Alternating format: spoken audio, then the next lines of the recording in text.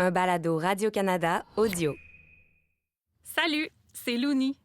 Le balado que vous vous apprêtez à écouter aborde les thèmes des diètes et du poids avec certaines mentions de troubles du comportement alimentaire et de grossophobie. S'il s'agit d'un sujet qui est sensible pour vous, il peut être préférable d'en discuter avec votre professionnel de la santé au préalable. Je m'appelle Caroline Huard, mais on me connaît surtout sous le nom de Louni. Louni, c'est Huard en anglais, si tu te demandes. Je suis végane depuis des années, j'ai appris à cuisiner sur le tas et je gagne maintenant ma vie comme créatrice culinaire. J'aime tellement la cuisine que c'est ce qui m'a amenée à quitter une carrière d'ergothérapeute pour me lancer dans le vide. Je me suis surtout fait connaître par mes recettes végétaliennes sans trop de flafla. Le tofu magique, c'est moi ça.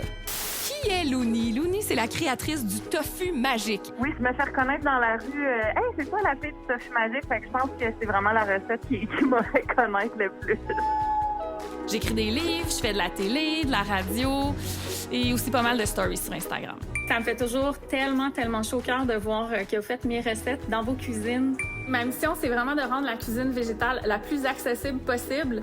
Donc, la technique, on prend le lupin comme ça. Ah, là, il est à l'entour du soufre.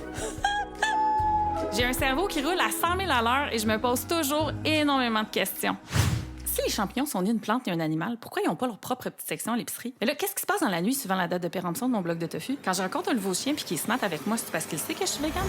Je me rends de plus en plus compte que nos choix alimentaires viennent pas de nulle part, qu'il y a bien des choses qui influencent ce qui se retrouve dans nos assiettes et aussi comment on prend nos repas. Une de ces choses-là, c'est la culture des diètes.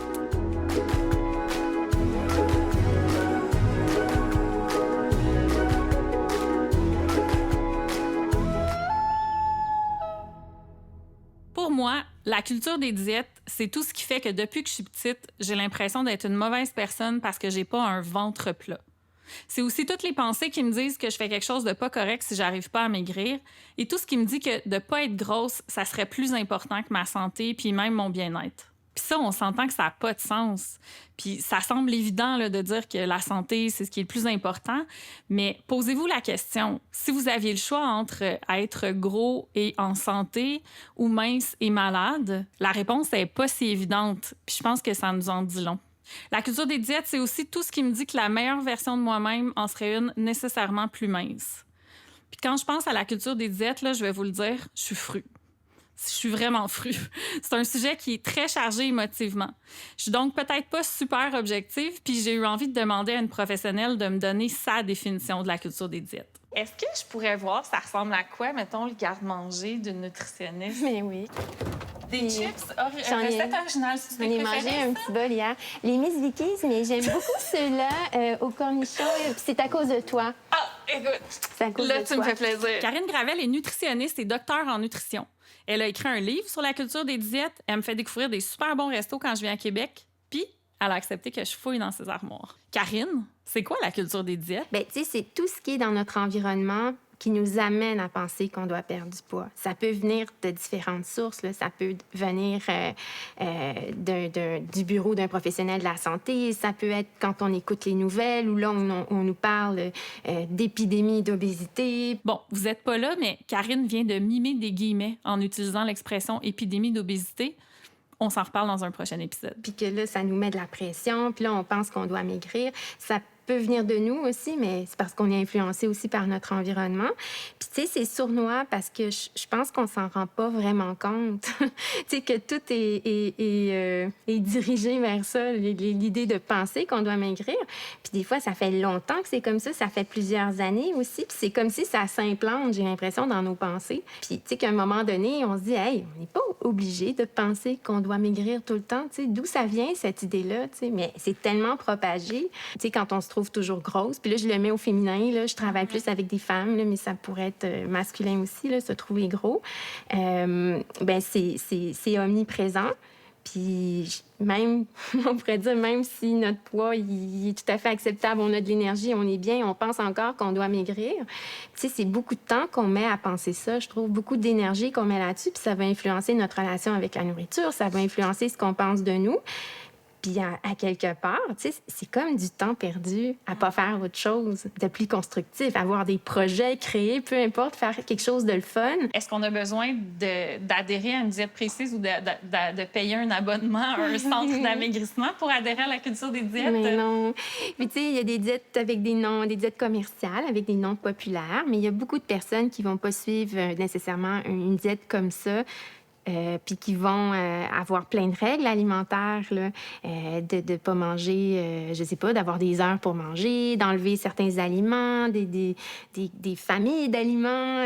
Donc, tu sais, d'avoir plusieurs règles comme ça, ce qui fait que ça fait un petit peu la même chose parce que là, on se retrouve à contrôler, puis on risque de transgresser nos règles à certains moments, de ressentir de la culpabilité. Fait que tout ça, ça se rejoint, là.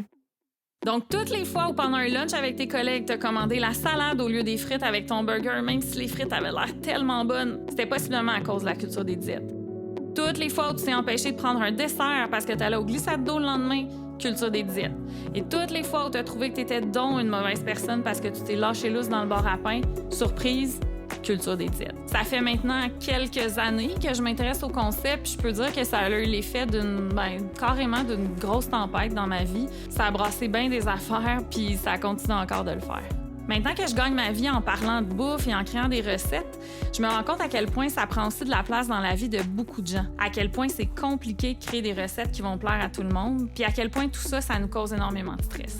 Aussi, comme femme qui vit dans un corps plus gros que la moyenne et qui évolue maintenant dans les médias, notamment à la télé, j'ai souvent l'impression d'être toute seule de ma gang comme grosse personne ou d'être un peu imposteur parce que je parle de légumes et de cuisine santé, mais que je suis pas une femme mince. D'ailleurs, petite précision, je sais que les mots gros et grosse peuvent rendre plusieurs personnes inconfortables parce qu'on les associe généralement à quelque chose de négatif, mais pourtant, c'est pas le cas. Il s'agit d'un descriptif neutre, comme grand ou petit, que plusieurs personnes grosses choisissent justement de se réapproprier. Pour souligner mes 40 ans, j'avais envie de faire quelque chose d'un peu spécial, donc je me suis gâtée en m'offrant une séance photo avec Julie Artachot. J'admire vraiment son travail, puis j'avais vraiment envie de me faire chouchouter avec une belle mise en beauté, toute l'équipe. Ouais, c'est beau ça. On a beaucoup jasé pendant la séance photo, puis après, avec Julie et son équipe, on s'est assis pour prendre un petit verre de vin orange. Puis j'ai décidé de leur lire un passage d'une réflexion que j'ai mise sur papier pour me préparer pour le balado. J'ai toujours été consciente que mon corps était différent et convaincue qu'il y avait quelque chose qui clochait. À 8 ans, j'avais déjà développé des techniques super efficaces pour m'enrouler ultra rapidement dans une grosse serviette en sortant de la piscine. Dans les parties, je réclamais généralement le plus petit morceau de gâteau. Pas question d'être prise en flagrant délit de manger à ma faim. Bien, c'est drôle. Moi, ça me résonne quelque chose, mais moi, j'ai toujours été solide, mettons. Tu sais, je disais forte. J'étais pas la petite fille chétive. Amélie Bruno-Lompré, c'est une artiste maquilleuse et coiffeuse qui est dans le métier depuis une vingtaine d'années. Enfant, là, je me rappelle de phrases que je me disais, puis je me disais « Hey, moi, je me casserai jamais rien. Hey, moi, je suis plus forte que les autres. » Je me valorisais à fond là-dedans. Puis c'est en grandissant, puis en devenant adolescente, puis tout ça, que là, c'est devenu un problème. Wow! T'sais? Comme quand il a fallu que tu performes d'être une femme. Ouais. Me cacher, enrouler rapidement pour pas que les autres me voient, ouais. Ça arrive, puis ça arrive encore aujourd'hui. Yann Villeneuve, c'est la personne qui assiste Julie lors de ses séances photos. Puis je sais que ça va arriver encore pour un bout. Il y a un chemin à faire là-dedans, là. Je vais pas, premièrement, à la piscine, je vais pas. À la plage, j'ai enlevé mon chandail une seule fois et je l'ai regretté. Pourquoi tu as regretté? Mais c'est... Je pense que j'ai pas envie de dealer plus avec mon auto-shame. Ouais. Parce que je sais que tout le monde sur la plage s'en torche, là. Je veux dire, j'ai jamais eu de commentaire de personne, là. Tu sais, c'est juste plus ces blessures-là qui pognent. T'es comme, hey, pour vrai, tu vas être blessé, pour vrai. Fait que, tu sais, c'est plus... Fait que je me dis, j'ai pas envie de faire face à moi-même puis à mon juge intérieur super puissant, mettons. Ben moi, j'ai passé de la fille qui va à la piscine en T-shirt puis qui porte des jeans puis qui va pas dans la piscine à la fille qui est en bikini à la piscine Laurier. Fait que... Julie Artachot est photographe et militante. Il y a eu un grand pan d'évolution, là. Ben, il a fallu beaucoup de choses qui m'aident pour aller jusque-là. Ça, c'est un avantage d'être militante aussi, là. Je sais tellement qu'en existence, j'aide plein de gens. Fait que ça me motive à continuer à le faire. Ouais. Puis je me sens comme... J'ai plus l'impression que c'est mon corps, j'ai l'impression que c'est comme une espèce d'objet public qui va faire la révolution. Fait que c'est sûr que j'y pense quand même. Je suis pas complètement libérée, mais j'arrive quand même à m'en foutre souvent. Mais des fois, quand même, c'est sûr que si je mange une crème glacée puis quelqu'un me regarde un peu trop, je vais tout de suite ramener ça à mon corps, puis à cette idée que je devrais pas manger ça. Oh mon Dieu. Alors que ça se peut très bien que cette personne-là me regarde croche juste parce qu'elle est conne. Oh mon Dieu. Personnellement, j'ai jamais enchaîné les diètes à proprement dit, mais mes choix alimentaires, autant en quantité qu'en qualité, ont pas mal toujours été influencés par l'intention de maigrir. En gros, pour moi, c'était toujours manger moins, dépenser plus. Au sommet de ma forme, je m'entraînais quand même 6 fois par semaine. Je courais 2-3 demi-marathons par année. Puis j'avais aussi une alimentation végétalienne très peu transformée. Ça veut dire presque sans sucre, sauf du sirop d'agave bio, et sans huile. Je faisais même sauter mes légumes dans l'eau. Ouais. Puis avec tout ça, j'avais quand même un corps qui me permettait pas de rentrer dans les plus grandes tailles de la majorité des magasins de vêtements que je trouvais beaux. Quelque chose devait m'échapper, mais je savais pas quoi. Je suis une femme de sciences, j'ai quand même un bac en sciences, je suis une personne qui est pleine de ressources, je suis travaillante, je suis motivée. Généralement, quand je veux quelque chose, je réussis. Qu'est-ce que je faisais tout croche pour réussir plein d'affaires, incluant rendre le tofu populaire, sauf réussir mon corps. Catherine Lefebvre est nutritionniste et aussi co-animatrice du balado On s'appelle et on déjeune. Ça s'adonne aussi à être une de mes bonnes amies, puis c'est probablement une des personnes avec qui je jase le plus de culture des diètes. Et Jessica Prudencio, c'est une créatrice de contenu. On s'est rencontrés via les médias sociaux, mais on est aussi devenus amies dans la vie. J'ai invité les 2 filles chez moi autour d'un brunch pour qu'on jase d'un de nos sujets préférés. Bon, les filles, je nous ai préparé des petits croissants véganes. Wow! Ils sont beaux. Ils sont beaux sur le dessus, mais en dessous, regarde, ils ont un petit peu brûlé. On les aime quand même. Ça va donner un petit goût. Oui, c'est un peu gênant de gagner sa vie en cuisinant puis de faire brûler des croissants, mais... Je te filme. Kat, est-ce que tu te rappelles, janvier 2020, moi, j'avais passé 48 heures intenses à lire le livre Anti-régime de Christy Harrison. J'ai rarement lu un livre aussi rapidement. Puis, je suis arrivée un peu bouleversée le lundi matin pour notre entrevue à la radio avec Penelope McQuaid. Alors, vous avez lu ce livre de la nutritionniste new-yorkaise Christy Harrison qui s'appelle Anti-Diet. Et là, je regardais vos histoires sur Instagram en fin de semaine et vous aviez l'air complètement bouleversée par ce livre-là. Je disais un peu à la blague que c'est un peu comme prendre la petite pilule rouge dans la Matrix et de voir une vérité qui nous a été cachée depuis longtemps et de se rendre compte que peut-être, personnellement, on a été victime de cette culture-là et que peut-être même on y a contribué beaucoup. Donc, c'est beaucoup ça aussi qui, je pense, qui nous a toutes les deux bouleversées à notre façon. Ouais. Catherine Lefebvre, qu'est-ce qui est venu vous brasser? En fait, la culture de la diète, la culture de l'espèce de quête de bien-être, je sais qu'elle existe. Je suis très consciente de ça. Mais j'ai jamais valorisé ça. Mais comme professionnelle de la santé, je me suis posé beaucoup de questions par rapport au message, de constater que peut-être j'ai manqué de nuances ou peut-être j'ai pris des raccourcis trop rapides en disant que l'alimentation peut augmenter les risques d'obésité, par exemple. Mon premier réflexe, ça a été de me taper sur la tête, d'avoir envie de brûler mon livre puis changer de carrière. Ça faisait peut-être 1 an que j'écoutais beaucoup de balado sur le sujet, je m'intéressais à ça. Sauf que c'était la première fois que j'étais exposée à ça de manière aussi condensée. Puis ça m'a vraiment rentré dedans, puis je me suis vraiment sentie trahie. J'ai senti aussi la trahison, mais c'était vraiment au niveau de mon métier plus. Je parle toujours du plaisir de cuisiner puis de manger, puis mon message est beaucoup très festif, en lien avec l'alimentation et tout ça.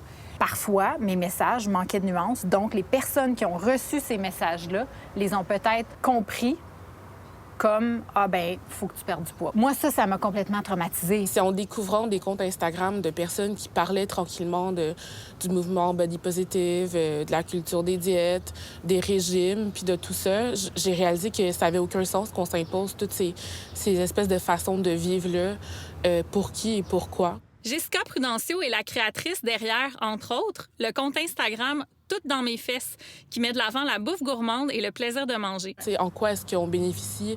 Puis moi, j'ai souffert de troubles alimentaires pendant plusieurs années. J'ai été introduite à la culture des diètes par ma pédiatre. Ça a ruiné ma vie pendant longtemps. On est tous comme assujettis à ce truc-là, à ce système, parce que c'est tellement puissant, plus qu'on le pense, plus qu'on le reconnaît. Souvent, dans la définition de la culture de la diète, on va dire que c'est un système de croyances, mais moi, je le perçois comme étant plus loin que simplement une croyance, mais un conditionnement. Ah oui, oui, oui. Moi, j'ai vraiment l'impression, depuis que je suis toute petite, d'avoir été récompensée par des compliments, par le fait de trouver un vêtement qui me va, de recevoir des likes sur des photos sur Instagram, tout ça, tout plein de récompenses quand j'ai réussi à rendre mon corps plus petit. Mais après ça, ce qui se passait en dessous de ça, c'était pas souvent sain, là. C'était même en général, ça l'était pas. Puis d'avoir été punie violemment quand j'ai pas réussi à faire ça. Puis un conditionnement, après ça se déprogramme pas du jour au lendemain. Là. C'est pour ça que, tu sais, ces réflexions-là, on les a toutes encore. Moi, je dois dire, Jess, tu sais, tu as une page qui s'appelle « Toutes dans mes fesses ». Oui. C'est du contenu gourmand que tu mets. Et moi, je dois te dire que la première fois que j'ai vu ça, j'étais vraiment inconfortable. Mais c'était avant que je commence ma démarche. Puis j'étais inconfortable parce que ça me confrontait à mes propres biais, ma propre grossophobie. Puis je me disais, ben voyons donc, cette fille-là, elle s'aide pas parce qu'elle est en train d'admettre qu'elle a le corps qu'elle a parce qu'elle mange ça. Quand tu dis, tu mets une photo d'un brunch que tu as mangé, puis le nom de ton compte, c'est tout dans mes fesses, j'étais comme, ben voyons donc, elle a pas compris la game sociale, elle. On est supposé faire semblant que on n'est pas gros, puis on est supposé faire semblant que c'est pas de notre faute si on l'est, entre guillemets. Tout dans mes fesses, c'est comme ça que ça a été créé, en fait. C'était intentionnel C'était pour toi? intentionnel. Ça faisait partie de mon cheminement vers une paix, envers les aliments. Tu sais, comme toi, je cuisinais des muffins santé, des crêpes avec genre 2 ingrédients qui goûtaient absolument rien. Quand j'ai commencé la thérapie, j'ai réalisé que je pouvais vraiment juste essayer de m'enlever cette pression-là, puis c'est lié avec une anxiété de performance, avec tellement d'autres choses. Donc, on était dans l'ère du manger propre. Puis moi, j'étais ben mes photos de poutine, je pense que je vais les garder pour moi et les personnes que ça intéresserait. Donc, je vais créer un autre compte qui est dédié 100% à la bouffe cochonne, que j'adore, qui dégouline, qui est délicieuse, qui me fait bien à l'esprit et au corps, qui est satisfaisante et qui n'est pas contraignante. J'aspire à cette paix-là entre le corps et la nourriture. Allô, Jannick! Hey, merci de prendre le temps de dîner avec moi. Ça me fait plaisir. Dr Jannick Coutu est psychologue avec notamment une expertise en troubles alimentaires.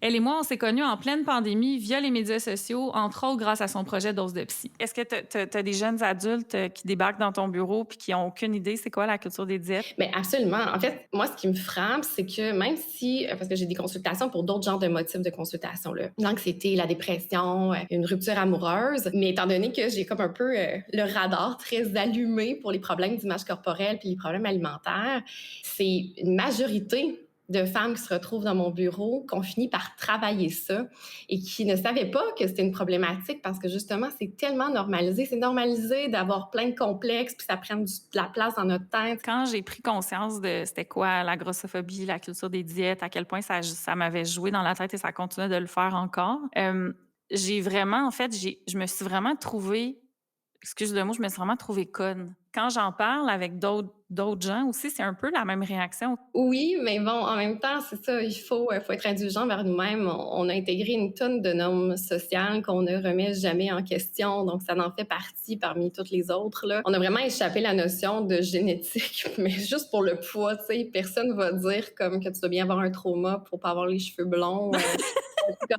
Mais c'est ça, je sais pas pourquoi, c'est vraiment une notion absurde pour beaucoup de gens, l'idée que le poids est génétique, mais pourquoi ce serait la seule variable de notre corps qui aurait passé outre la génétique? Dans les témoignages qu'on a récoltés jusqu'à maintenant, un point qui m'a marqué, qui est ressorti pas mal de tout le monde, c'est à quel point on était pas mal tous assez libres dans notre corps jusqu'à ce qu'il y ait un point de cassure, un événement qui s'est passé, qu'on a compris que notre corps n'était pas correct. Oui, il y a effectivement ces éléments-là marquants, mais je pense qu'il y a aussi d'autres événements qui sont plus implicites. Je suis assise devant la télé, j'entends mes parents commenter la prise de poids d'une chanteuse populaire. Et là, je prends conscience à travers ce commentaire-là qui m'est absolument pas adressé, là, mais que les gens voient le corps des autres, qu'ils le commentent et que les personnes que j'aime le plus au monde, à qui j'accorde le plus de crédibilité, trouvent ça important. Ah, c'est tellement intéressant. En fait, la place que ça prend dans notre tête, on va avoir tendance à la projeter aussi sur les autres. Puis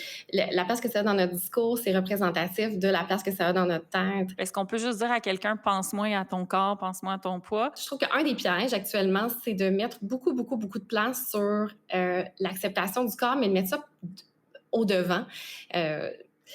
Pas dans le sens que c'est pas important, là, on s'entend, sinon je serais pas en train de parler de ça aujourd'hui, mais pendant qu'on est en train de parler de l'acceptation du corps, on est encore en train de parler de l'importance du corps. Wow. C'est souvent, ça minimise l'importance des gens quand on dit tu veux arrêter de juger ton corps, tu as juste à aimer ton corps. Alors que si je sors de chez moi, il y a plein de messages qui m'envoient qu'il y a quelque chose de pas correct dans mon corps. Oui, puis aimer son corps, moi, je trouve que c'est un objectif, pas qu'on devrait pas viser, mais tu sais, si on prend ma personnalité, j'aime pas tous les aspects de ma personnalité, comme ma maison ou mon conjoint. C'est pas 100% de ça que j'aime. Fait que c'est un peu la même chose. On peut se dire, j'accepte que j'accepterai pas toutes les parties de mon corps, puis c'est correct comme ça. Mais si je regarde mon copain puis que je mets tout l'accent sur ce qui me tape ses nerfs de lui au niveau de la personnalité, ben d'ici 6 mois, c'est terminé, là. On n'est plus ensemble, c'est sûr. Là. Mais qu'est-ce que je choisis pas de faire ça au quotidien, je choisis de mettre l'accent sur ce que j'aime de lui. C'est un peu ça qu'on faut viser aussi avec notre corps, de dire, tu sais, il y a des choses dans mon corps que j'aimerais jamais. Fait qu'à partir de ce constat-là, qu'est-ce que je fais? Je peux choisir de constamment m'empêcher d'aller à la plage avec mes amis puis d'avoir du plaisir puis d'être chez moi. Ou je peux choisir d'y aller, de vivre de l'inconfort les premières fois, de probablement pas être en train d'apprécier la première fois que je vais y aller parce que je vais être hyper vigilante. Mais la deuxième fois, ça va être moins pire. La troisième fois, ça va être moins pire. Notre choix réel, il est là, en fait. Ça occupe une place énorme pour tout le monde, à différents niveaux, puis ça va avoir un impact important, même dévastateur dans notre vie quotidienne, puis sur notre santé physique et mentale, mais c'est là pour tout le monde. Parce que je m'exprime assez publiquement sur mon désaccord avec la culture des diètes, sur mes médias sociaux, mais aussi avec mon entourage. Ce que je remarque, c'est qu'il y a des gens qui sont mal à l'aise de me rencontrer, puis ils osent comme pas me dire qu'ils suivent une diète, de peur que je les juge, probablement. J'ai l'impression peut-être que le message anti-diète, il y a un fond de jugement qui est là, puis je me dis, hey, est-ce qu'on est en train de créer encore une division, puis c'est vraiment pas ça que j'ai envie d'amener autour de la bouffe. Tout ça, ça me fait aussi beaucoup me questionner sur la légitimité de vouloir perdre du poids. On entend beaucoup que, ça sert à rien d'essayer de perdre du poids, ça fonctionne pas, les diètes amaigrissantes. Puis d'un autre côté, on a des influenceurs qui nous vendent des thés amaigrissants, puis il y a des produits associés aux diètes qui se vendent beaucoup. On sait qu'on investit beaucoup d'argent pour essayer de perdre du poids. J'ai même fait l'exercice d'aller sur le site de l'Ordre des nutritionnistes et diététistes du Québec. Avec mon code postal, j'ai trouvé plus d'une 60aine de nutritionnistes qui offraient de la perte de poids dans leur service. Est-ce que ça se peut à ce moment-là vouloir perdre du poids avec un professionnel? Qu'est-ce que les professionnels en pensent? Est-ce que c'est juste un phénomène dans les médias sociaux de dénoncer la culture des diètes? Est-ce que ça se reflète dans le travail des professionnels? Puis il y a aussi beaucoup de médecins. Par exemple, on entend des médecins qui vont recommander une diète cétogène à leurs patients pour les aider à gérer du diabète. Qu'est-ce qui se passe de ce côté-là? Est-ce que les médecins ont tout faux? Est-ce que peut-être il y a quelque chose à explorer de ce côté-là? Des médecins qui aident des gens à perdre du poids ou qui traitent l'obésité depuis des dizaines d'années, comment ils accueillent le message anti-diète? Est-ce qu'ils remettent en question leur pratique ou est-ce que peut-être il y a quelque chose à l'explorer de ce côté-là? C'est toutes des questions que je me pose en ce moment. Puis mon objectif à travers tout ça, je me prétends pas médecin, nutritionniste, puis je prétends certainement pas avoir la vérité ou peut-être même vous donner des réponses claires sur ce que vous devriez mettre dans votre assiette. Mais j'espère juste vraiment que tout le monde, on puisse réfléchir ensemble pour trouver des solutions pour avoir une relation peut-être un petit peu plus relaxe avec la bouffe. Dans le prochain épisode, j'essaie de comprendre comment la culture des diètes a pu se tailler une aussi grande place dans nos vies sans qu'on s'en rende vraiment compte. Offrir plus d'accessibilité et de représentation pour les personnes grosses, est-ce que ça peut déraper? Si on accepte que tous les corps sont beaux et valables, est-ce qu'on fait la promotion de l'obésité? Est-ce qu'en rejetant la mentalité des diètes, on rejette aussi les principes qui favorisent une bonne santé? À ce jour, je suis toujours en attente de la première étude qui démontre qu'une perte de poids engendrée par l'activité physique et l'alimentation a des bénéfices sur la santé cardiovasculaire. OK, attends, tu veux-tu répéter ça? Fait que ça veut dire... Parce que là, ça défait à peu près tout ce qu'on voit sur les covers de magazines. Si vous ressentez le besoin de discuter ou si vous pensez que vous avez besoin d'aide après avoir écouté ce balado, sachez qu'il y a des ressources qui existent. Des liens sont disponibles dans le descriptif de l'épisode. Ce balado est produit par KO TV, réalisé par Jeanne Desrochers et animé par moi-même, Caroline Huard, ou Louni. Un balado Radio-Canada audio.